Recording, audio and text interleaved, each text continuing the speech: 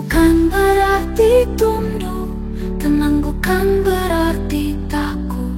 Sang cahaya telah berseru, langit pun terdiam haru.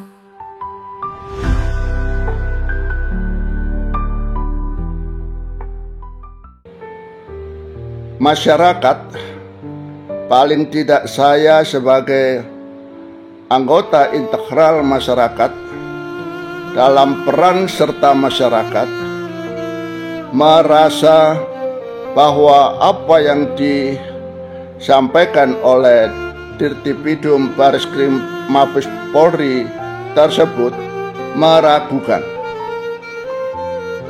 Untuk itu, saya mengapil kepada Biro Wasidik Bareskrim Mabes Polri agar dilakukan gelar perkara khusus yang melibatkan pihak pelapor, juga ahli dari pelapor, juga ahli lain, agar dengan demikian bisa memenuhi harapan publik bahwa pemeriksaan asli atau palsunya ijazah Jokowi tersebut benar-benar akuntabel, transparan, dan memenuhi kaidah Polri sendiri,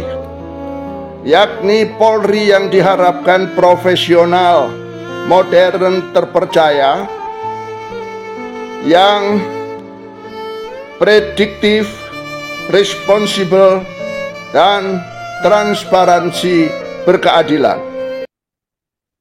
Bismillahirrahmanirrahim. Assalamualaikum warahmatullahi wabarakatuh. Sahabat Dr. Tifa dimanapun Anda berada, saudara-saudara sebangsa dan setanah air. Hari ini saya akan menyampaikan pandangan saya terkait dengan konferensi pers Bareskrim yang dilakukan pada hari Kamis 22 Mei 2025. Saya membuat judul video ini, Bareskrim lempar handuk, Polri terbelah, ijazah identik bukan ijazah asli. Apakah publik dipermainkan kembali? Ada 3 hal yang tidak bisa ditutupi di dunia ini: matahari, bulan, dan kebenaran.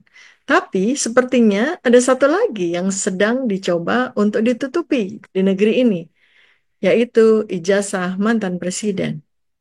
Hari Kamis tanggal 22 Mei 2025, Bareskrim Polri menggelar konferensi pers yang digadang-gadang sebagai penutup polemik ijazah mantan presiden Joko Widodo.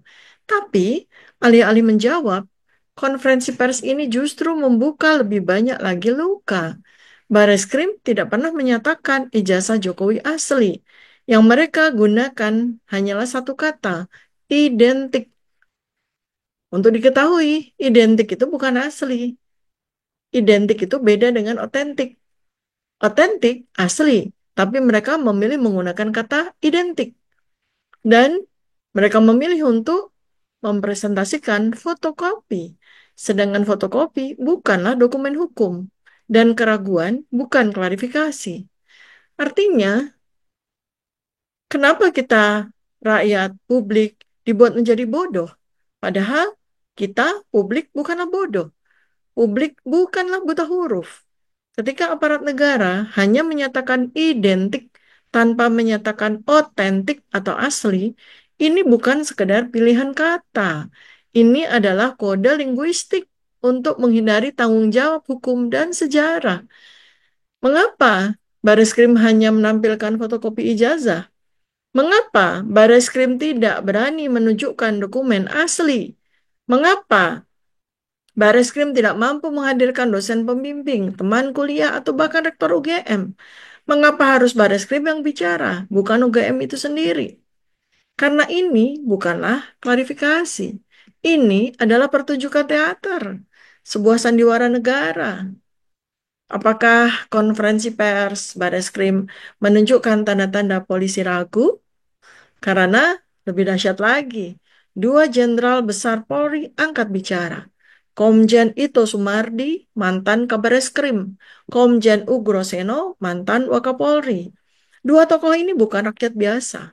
Mereka paham seluk-beluk penyidikan, dan mereka meragukan proses yang dilakukan Bareskrim.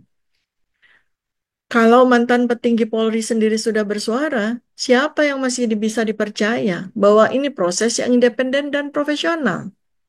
Kebenaran tidak butuh perlindungan politik. Ijazah asli tidak butuh polisi untuk membuktikannya. Cukup buka lemari, ambil map, dan tunjukkan di depan kamera.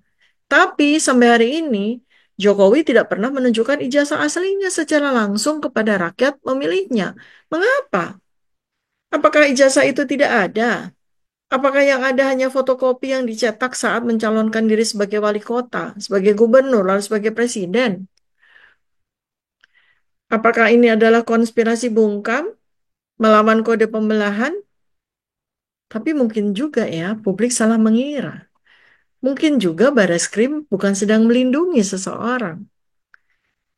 Seseorang yang punya ijazah yang sedang diduga-duga.